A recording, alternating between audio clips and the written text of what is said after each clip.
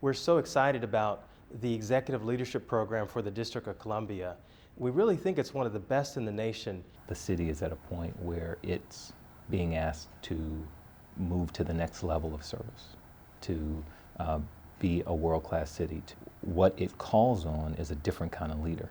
And the mayor is calling on our agency leaders to be transformative. It creates a safe space for leaders at the highest levels of government to really come together and share best practices, to really think strategically about the best way to serve constituents. Being able to have our leaders be homegrown and be on the same page about philosophy and management, and to be able to have a vocabulary that's shared across departments will allow us to move forward on so many metrics of policy, decision-making process, efficiency, collegiality, and all of these things improve the quality of the services that we can deliver to the residents. Because this is it's a new administration, and many of the executives in our frontline agencies are new to that role and or new to district government, this is a perfect opportunity to not just learn what it is to be effective as a leader in the district government, but how to do that in partnership with other agency directors and other leaders. This program is definitely something that all new leaders or executive leaders should partake in. And I can remember a lot of the people in my class saying, wow, we actually get to just focus on us and develop our leadership skills. And that was priceless for many of us. It was a perfect opportunity for me not to just get to know them, but to learn with them.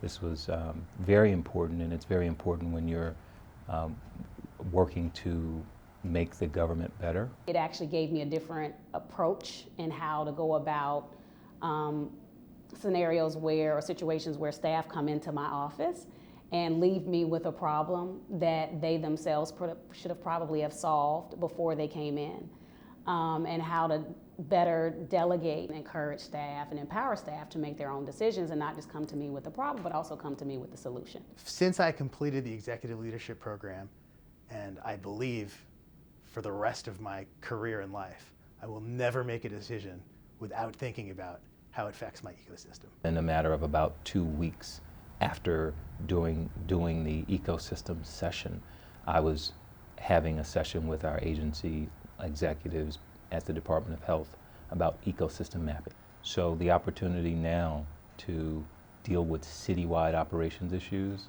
is pretty phenomenal. You couldn't have written out a better story in terms of the opportunity to contribute to the district in this way. For agency executives and others, it's important that you start making very thoughtful and strategic decisions about what's next.